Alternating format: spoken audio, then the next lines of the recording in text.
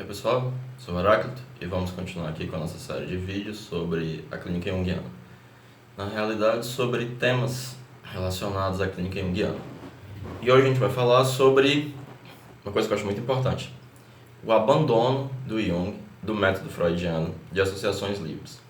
Qual é o método do Freud, o método clínico do Freud? É associação livre e atenção flutuante. O paciente associa livremente e, como ele está associando livremente, a sua atenção tem que flutuar de uma associação para outra que não necessariamente precisa fazer sentido entre elas. Primeiro eu vou dizer onde é que o Jung fala sobre isso, né? Principalmente nesse livro aqui, O Desenvolvimento da Personalidade, a partir do parágrafo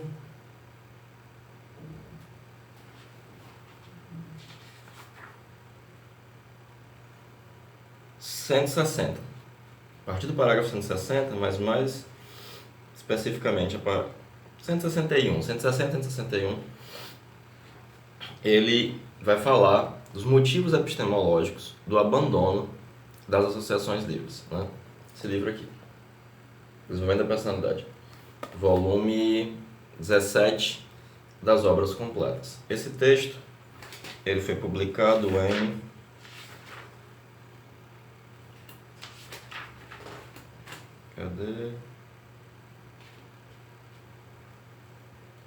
depois eu olho. Ele também fala isso no Fundamentos de Psicologia Analítica, né, nas Tavistock Lectures, e em uma carta a Yolande Jacobi, que eu vou ler uma parte dessa carta aqui com vocês, certo? Por que eu me preocupo tanto sobre isso? Porque eu percebo que muita gente acha, de maneira muito equivocada, que o Jung se mantém preso ao método de associação livre, né? Como foi que eu percebi isso na primeira vez? Eu fui casado com uma moça que durante um curto período de tempo foi professora da Unifor. Na época na Unifor não tinha nada de Jung, nenhuma disciplina de psicologia, nada, zero. Mas nos 45 do segundo tempo, o povo queria fazer estágio em clínica em Jung. Aí botaram ela. E uma vez, conversando com os estagiários, uma delas virou uma pessoa muito boa, por sinal. Hoje em dia é um excelente psicólogo. Sim, mas e aí? Usa as associações, né? Eu tava falando assim, não, lógico que não, claro que não. E depois isso aguçou a minha percepção. E eu fui percebendo que muita gente boa, devido ao fato de não entender o método do Jung, o método dialético, que eu falei em outro vídeo, as partes mais elementares, só, muito en passant. O segundo livro que vai sair na Fundação Demócrito Rocha é sobre o método. E no final do primeiro livro que eu vou lançar de introdução, eu falo longamente sobre o método também. As pessoas acham que continua nisso, ou que uma tolice que se fala por aqui, eu estudo Jung, mas eu uso o método do Rogers. Sabe, um negócio tão pirado, tão louco. Mas de qualquer sorte, o Jung deixa abundantemente claro que ele abandona o método freudiano e ele explica o porquê. Eu vou ler essa carta aqui da Yolande Jacobi. Tá em inglês, eu vou traduzindo. Não tenho as cartas.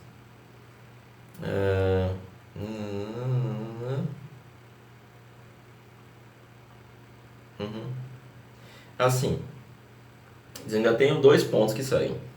Na página 269 você escreve que eu aplico as associações livres de Freud no contexto pessoal, mas não no arquétipo material, não no material arquetípico.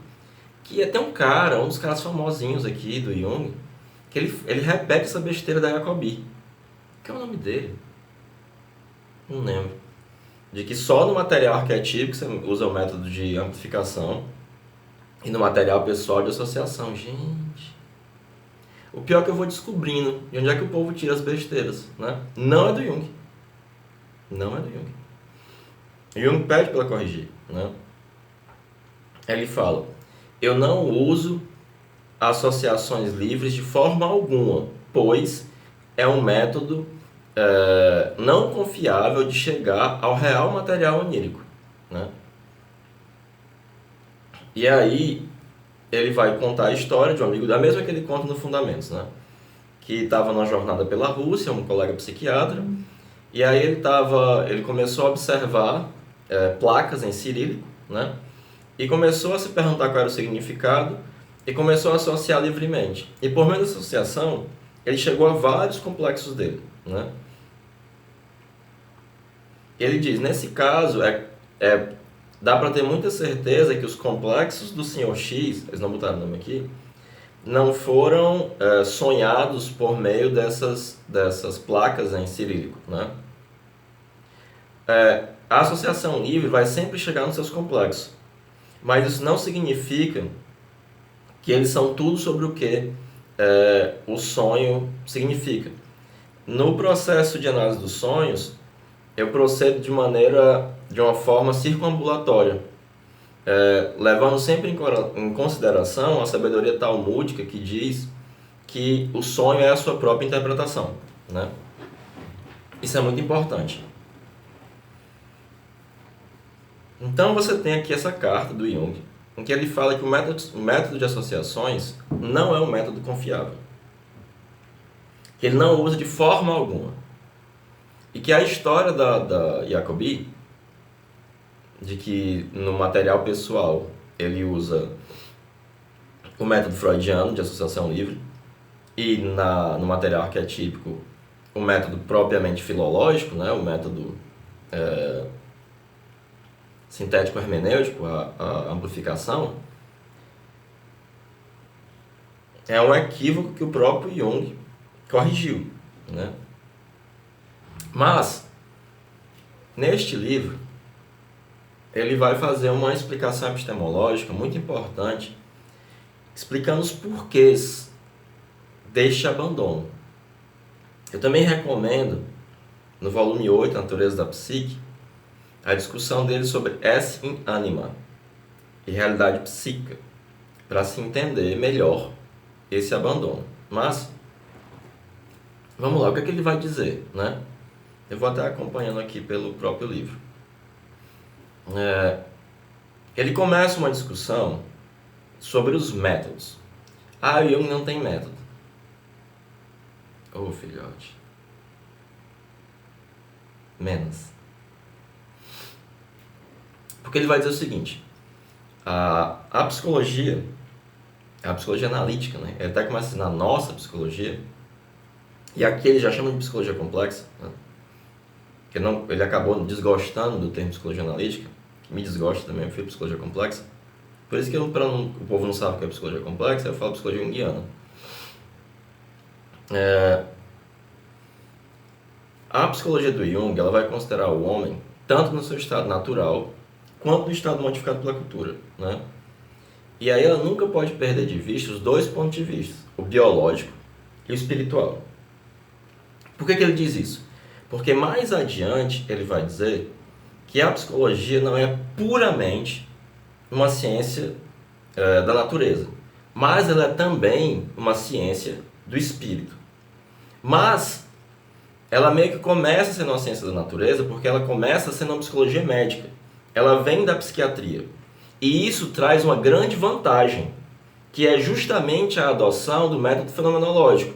Não confundam, pelo amor de Deus, o que um está chamando de fenomenologia aqui com a fenomenologia do Heidegger, do Russell, não tem absolutamente nada a ver. Inclusive é melhor chamar do outro termo que ele usa, método empírico descritivo, ok? E essa é a vantagem de ser uma psicologia que vem da psiquiatria. Porque ao invés de filosofar sobre o fenômeno, ela vai observar o fenômeno e descrever o fenômeno. Então ela vai dizer o que é e como se comporta, sem se perguntar pelos porquês, que são as perguntas propriamente filosóficas, digamos assim. Mutatis mutandis, né? O problema é que não se pode reduzir, por mais que o psiquismo possa ser encarado como um fenômeno natural, porque de fato ele o é, né? Ao mesmo tempo que ele é um fenômeno espiritual, ou seja, condicionado historicamente pela cultura, porque são as duas coisas, né? Ele não pode ser reduzido a isso. Tanto é que mais à frente nesse texto ele vai dizer que a psicofísica do Fechner, a matematização que o Fechner faz, é só uma acrobacia intelectual que tenta pular por cima da própria cabeça, né? Como esse método, o método empírico descritivo, ele tem um grande valor heurístico, né?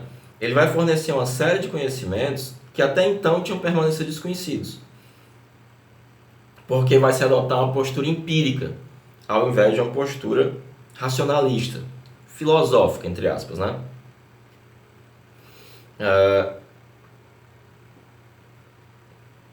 Então o que acontece? O problema é que o Jung não é um empirista ingênuo. Ele vai perceber algo fundamental. Na física, na biologia, eu tenho conhecimentos acerca do fenômeno físico, acerca do fenômeno biológico. Por quê? Porque eu vou observar e eu vou fazer uma reconstrução desse processo psíquico. Por exemplo, eu observo a queda dos corpos. E aí eu faço uma equação para entender a queda dos corpos. Esta equação é uma transposição de um fenômeno físico para um fenômeno psíquico. Eu posso pensar uma equaçãozinha só na minha cabeça. E ela é uma abstração desse fenômeno, uma abstração psíquica. Mas o que acontece? A primeira dificuldade que qualquer pessoa consegue notar é que em nenhum outro campo há uma perturbação tão grande da observação devido ao observador, a seus preconceitos, projeções, etc. Isso é inescapável, né?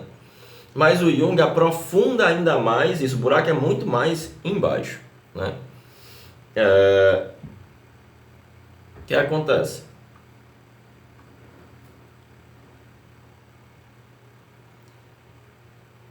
Quando eu estou, vamos supor que eu seja um biólogo, aí eu estou observando uma lagartixa. Está lá a lagartixa, está aqui eu. A lagartixa é um objeto. Mas quando eu observo o psiquismo, é o psiquismo que observa a si mesmo. Seja em mim diretamente, ou seja indiretamente nos outros. E isso leva a uma enorme complicação. Ele até usou o exemplo do Barão de Munchausen. Estava cavalgando e caiu com o cavalo num atoleiro, segurou na própria trança e puxou-se a si mesmo. Puxou-se a si mesmo? Existe isso? Nossa, parecia o Temer agora, horror. Se retirou do atoleiro, né? Agarrando na própria trança. E logo ele vai dizer, o único conhecimento vivo que nós temos é no interior do psíquico. E é o que acontece. O método empírico descritivo, na psicologia, ele vai ter essa característica, em que a reconstrução do fenômeno e a explicação não se dá em outro meio, mas no mesmo meio. Logo, ela funciona ignotum per ignotius. Ela explica o desconhecido pelo mais desconhecido ainda. Logo, não há uma psicologia acerca do psíquico, mas no psíquico. E isso é fundamental para entender por que do abandono das associações, né? O que acontece?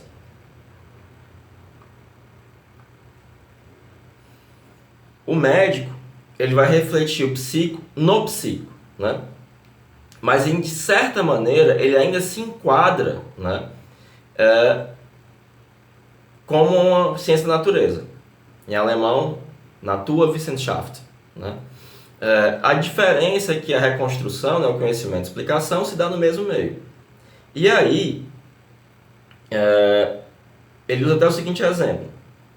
É como se um físico não pudesse constituir nenhuma teoria sobre o fenômeno físico, mas só pudesse usar outros fenômenos físicos iguais, só que variantes, para poder circunscrever esse fenômeno, né?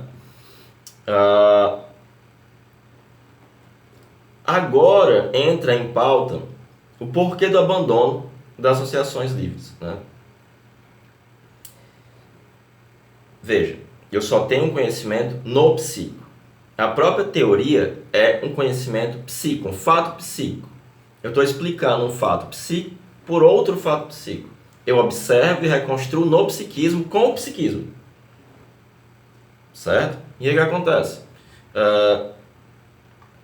Acontece que eu crio uma visão ou concepção sobre um fato psíquico, não é isso? Mas todo o processo psíquico, na medida em que é observado, já constitui por si mesmo uma visão ou concepção suficientemente positiva. A palavra que o Jung usa em alemão é Anschauung, né, que pode significar concepção ou visão. Tanto é que o termo Weltanschauung, né, quer dizer visão de mundo, cosmovisão. Né? Logo, a minha teoria sobre o psíquico, ela não passa de uma variante da mesma visão ou concepção. E ela tem que ser uma variante. Se ela não for uma variante, ela vai ser uma tentativa de compensação, que é uma melhora ou censura, ou uma polêmica, uma crítica científica do mesmo. E ele vai dizer que o Freud faz ao dizer que o sonho é uma outra coisa, não passa de uma polêmica teórica com a imagem do sonho. Né? E se eu faço uma compensação ou polêmica, o que é que eu estou fazendo? Eu estou eliminando o processo que deve ser reconstruído. Logo, a observação finda em nada. Né?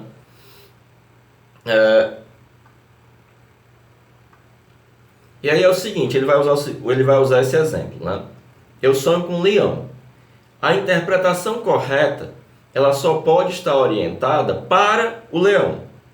E será essencialmente uma ampliação. Como é que a Von Franz define amplificar? É alargar um tema por meio da junção de numerosas versões análogas. Né? E aqui você entende o que é uma versão análoga. Né? Se eu tomasse uma outra coisa, seria uma concepção inadequada ou errada. Porque o leão, ele constitui por si só uma concepção inequívoca e suficientemente positiva. Né?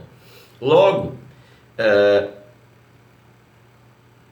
uma reconstrução ou explicação realmente científica, ela precisa se movimentar ao longo da linha da imagem do leão, né? Sem ser uma tautologia, uma mera repetição, mas ampliando o sentido para formar uma concepção mais geral. Quando eu amplio o sentido e formo uma concepção mais geral, eu vou ter uma ampliação. Né? E aí o que acontece? O Jung vai dizer que por conta disso, a psicologia se encontra situada além da ciência natural. Mas ela partilha o mesmo método de observação e averiguação dos fatos empíricos com a ciência natural. Então ela vai utilizar o método empírico descritivo, que é o método oriundo das ciências naturais. Né? Mas o que acontece? Ela também pode reclamar para si o direito de ser uma ciência do espírito, em alemão, Geisteswissenschaften. Né?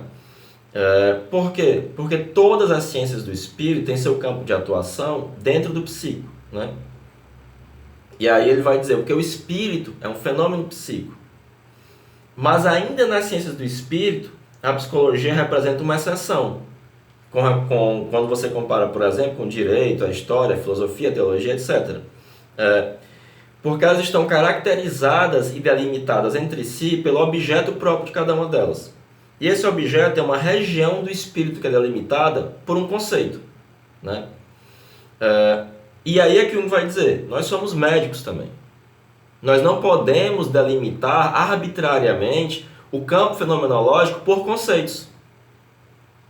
Então você fica numa posição muito complicada e que para as outras ciências pareceria muito ousada de ter um campo muito vasto. Mas se faz isso por uma necessidade. Porque você não está simplesmente filosofando. Você precisa encarar o homem todo, pois tem uma pessoa sofrendo na sua frente. Que está com a vida sendo destruída por conta de um sofrimento psíquico. Então, o campo da psicologia ele não pode, como nas outras ciências do espírito, ser delimitado de maneira arbitrária por conceitos. Isso ele explica no volume 9. Um texto que eu sempre falo e eu sempre cito, né, do arquétipo do inconsciente coletivo, que é o arquétipo como referência especial ao conceito de ânima. As primeiras partes desse texto são um primor epistemológico, em que Jung explica isso. Então, se você ler o volume 8, o volume 9 e o volume 17, você entende. Não é tão difícil. E nem é todo. São só 3 textos do volume 8, um texto do volume 17 e um texto do volume 9. É só fazer um cotejamento desses textos. Eu estou dizendo para vocês, não precisa acreditar em mim. Vai lá e lê.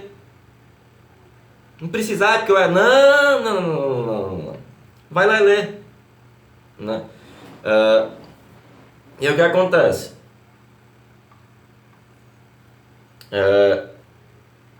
Ainda tem outra dificuldade. Porque ao mesmo tempo, por exemplo, a história, a filosofia vai trabalhar com produtos do espírito, que são encarados como coisas artificiais, não fenômenos naturais. Mas o fenômeno psíquico que a psicologia está estudando, ela é encarado como fenômeno natural e simultaneamente fenômeno espiritual. É algo biológico, não pode se abrir mão disso, mas também é algo espiritual. É por isso que o Jung vai estar o tempo inteiro baseando a teoria dos arquétipos em uma teoria etológica, em uma teoria dos instintos. Né? O arquétipo é a imagem ou imaginação do instinto, para dar uma definição rápida, porque o tema não é esse. Né?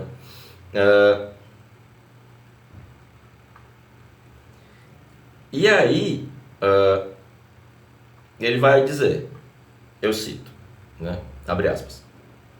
A psicologia moderna e empírica pertence às ciências da natureza quando considerada do ponto de vista do objeto e do método, mas faz parte das ciências do espírito quando considerada do ponto de vista de seu modo explicativo. E aí ele vai citar o livro da Toni Wolff, que eu vou procurar em alemão e eu vou traduzir esta merda. E o que acontece? Uma parte da ciência do Jung é hermenêutica. É o modo explicativo, é o modo compreensivo. Vai ser uma espécie de hermenêutica psicológica. E, ao mesmo tempo, a psicologia, que vai ter uma parte de ciência do espírito e uma parte de natureza, não é nenhuma das duas. Ela é uma terceira coisa, particular, que é o que Jung vai chamar de essa em ânima, né? Mas eu não vou entrar nessa particularidade epistemológica aqui, mas está lá no volume 8. Né? Então, é devido a isso, a esse longo debate epistemológico sobre os métodos. Eu repito, métodos. As pessoas dizem por aí que o Jung não tem método. Gente, vai tratar esquizofrênico sem método, filhote, vai. Até uma histeria braba, vai tratar. Vai lá. Tipo, boa sorte. Você não... Sei. Acho triste. Né? Então, mas eu trato disso, eu explico tudo direitinho lá no meu livro. Né? Mas tá lá no Jung, é só ler. Então, de novo. Só para dizer de novo onde é que está. Tem essa carta, Orlando Jacobi, que ele fala do abandono da Associação Livre. No Fundamentos ele também fala. E aí, para você entender por que você lê esse capítulo que eu falei, do volume 9, você lê esse capítulo aqui, Desenvolvendo a Personalidade, e você lê o capítulo em que ele fala de assim ânima e realidade psíquica, né? Como, por exemplo, real e suprarreal, do volume 8. Né? É trabalhoso, mas, pelo amor de Deus. Né? Então, veja. Não existe, eu vou recapitular, não existe psicologia acerca do psíquico, mas apenas no psíquico. Porque a minha observação fenomenológica, o meu método empírico descritivo, ele vai fazer a reconstrução no mesmo meio.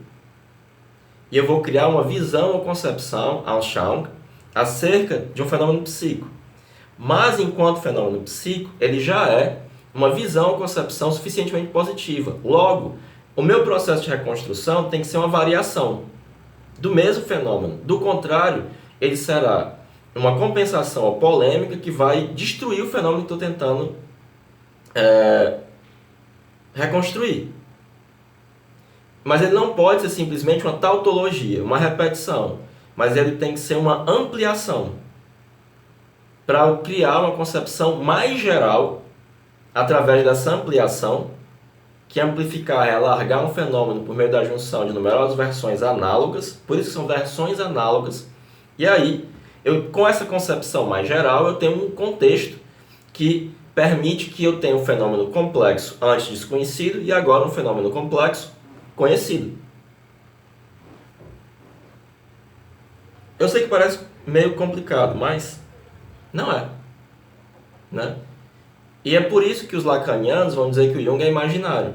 Porque para eles toda imagem esconde. Para o Jung toda imagem revela. Porque eles colocam forçosamente diante da observação fenomenológica uma doutrina, que é a doutrina do Freud. E a observação fenomenológica, que tem um espírito científico genuíno, não pode sobrecarregar de pressupostos filosóficos ou teóricos. É só isso. Só isso. É bem tranquilo de entender. E outra coisa, isso gera uma atitude clínica diferenciada. Não é a mesma atitude freudiana. E eu vejo isso com frequência, assim, vários junguianos ainda repletos de preconceitos freudianos, né? Mesmo muita gente boa, né? Esse ponto específico, eu tenho que dar o braço a torcer, que não se trata de um privilégio exclusivo dos picaretas, né, e dos malucos. Várias pessoas boas têm essas concepções equivocadas. Não acredita em mim. Não acredita. Fundamentos, a carta da Leandro Jacobi e desenvolvimento da personalidade. E o arquétipo, uma referência especial ao conceito de ânima, nem precisa ler todo, são as 4 primeiras páginas. E o texto do volume 8. Eu esqueci qual é especificamente o texto que ele fala de assim ânima. Mas tem lá o real e o supra-real, todas as discussões sobre realidade psíquica, né? E, obviamente, o tipos. No tipos também ele vai fazer uma discussão muito importante, eu sempre cito, né, acerca disso, né? Que é a da trave do cisco, né? Eu falo sempre, vocês já estão enjoados de me ouvir, quem me acompanha já há algum tempo. Mas perceba que essa característica leva ao abandono. Por quê? Porque a associação livre, ela não é um método confiável, ela revela seus complexos, mas ela de fato não interpreta a imagem onírica, que é uma concepção suficientemente positiva em si mesma. E aí tem uma série de outras sutilezas e nuances que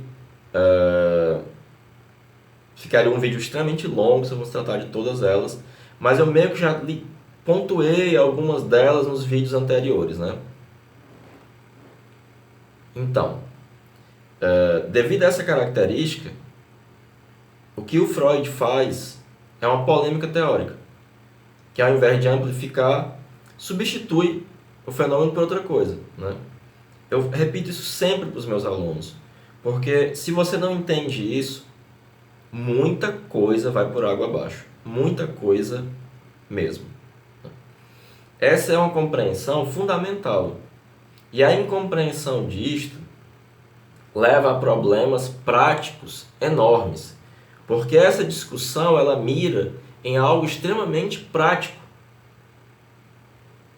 Por que eu não posso delimitar com uma história, conceitualmente, o meu campo do espírito lá? Porque eu tenho na minha frente um homem todo e um fenômeno natural que é irracional. E a observação fenomenológica não pode, né, ser sobrecarregada por pressupostos teóricos, nem tampouco o campo, o objeto, pode ser delimitado de maneira arbitrária por conceitos. E aí isso gesta uma imensa dificuldade, como diz assim, é assim mesmo. Não podemos esquivar dessa dificuldade. É difícil mesmo, e qualquer passo em falso que ele coloca aqui pode gerar catástrofe. Que a pessoa já está mal lá. Então é fundamental ter uma compreensão disto que eu estou falando aqui, né? Teve uma das pessoas que me pediu para citar a bibliografia e tudo, então eu estou tendo mais cuidado em fazer isso. Sempre que vocês me pedem um negócio, na medida do possível eu faço, né? Então estou tendo mais cuidado ao usar os conceitos que para mim são muito familiares, mas essa familiaridade ninguém é obrigado a ter, como eu tenho, né? Então, e os conceitos do Jung têm uma delimitação muito precisa, eu preciso explicá-los quando falo, e de dar mais ênfase no de onde é que eu estou tirando isso do Jung para que vocês possam ir lá e lerem, fazerem a exegese de vocês, a leitura de vocês, que é fundamental. Não confiem em mim. Tá lá, tá tudo lá. É só ler. Leu, entendeu. Ah, mas é difícil. É não. Leia. Você viu o vídeo aqui. Eu estou explicando. Né? Meus alunos, pelo menos me têm aqui pessoalmente, né? Podem me encher o saco mais, né? Mas dá certo. Né?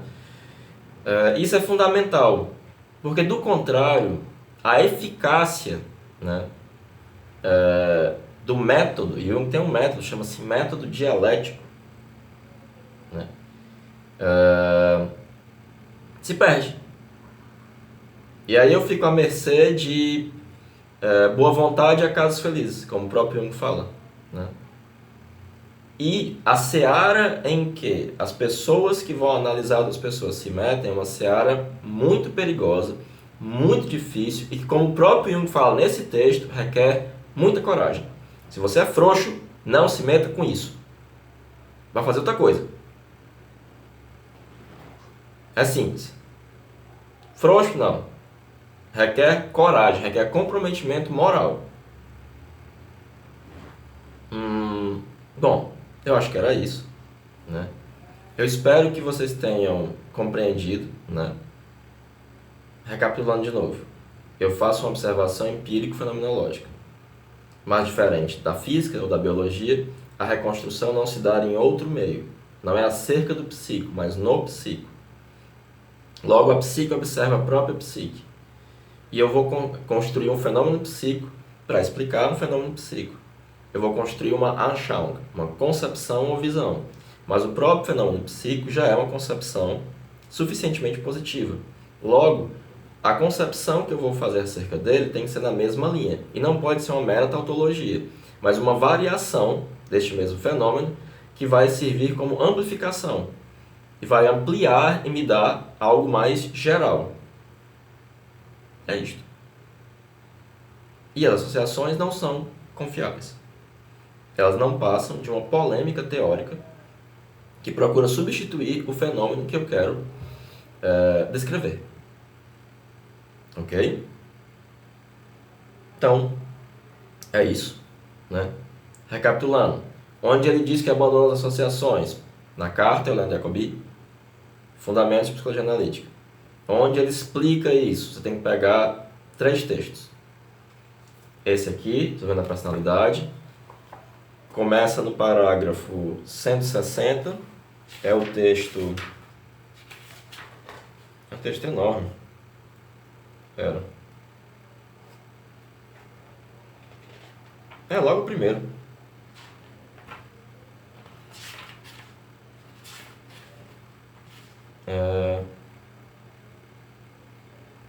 Não. A introdução à obra de Francis G. Wickles, Análise da Alma Infantil. Né? Tá aqui, a partir do parágrafo 160, você pode ir lá ler. Volume 9, o arquétipo, uma referência especial ao conceito de ânima. E no volume 8, onde ele fala de esse ânima. É só você ir lá na parte que tem as palavras que ele usa, onde é que estão os parágrafos, você procura, você acha, você vai lá, tá beleza. Aí você lê esses 3, aliás, esses 5, e você entende. Ok? Muito obrigado por assistir. Esse acabou sendo um vídeo longo também, mas é porque essa é uma temática muito importante e um pouco espinhosa, é um pouco difícil. E para entender eu tive que cotejar esses 3 textos. E esse é o trabalho, é assim que a gente faz, né? É levando o Jung a sério, tendo humildade diante da obra, entendendo o que não entendeu e procurando compreender. E lembrando que o Jung fez um negócio muito incrível, muito sério e que pode ser de uma utilidade gigantesca para ajudar muita gente, desde que você adquira essa postura de pesquisador diante da obra. E uma postura empírica fenomenológica. Não é tão difícil. Juro por Deus. Não é. Eu fiz só. Você vai conseguir também. Ainda tenho eu aqui para te ajudar. Ok? Então é isso. Muito obrigado. Por favor, dê um joinha. Por favor, duas pessoas muito massa divulgaram no Instagram os vídeos que estão assistindo, estão gostando. Pô, massa, valeu, vocês são massa. A minha aluna Priscila também fez isso. Poxa, fico super agradecido, real, de verdade. Massa mesmo. Né? Muito obrigado a todos vocês que acompanham o canal e a vocês que vão começar a acompanhar e ver os vídeos e que, sei lá. Obrigadão, sério. Fico real, emocionado.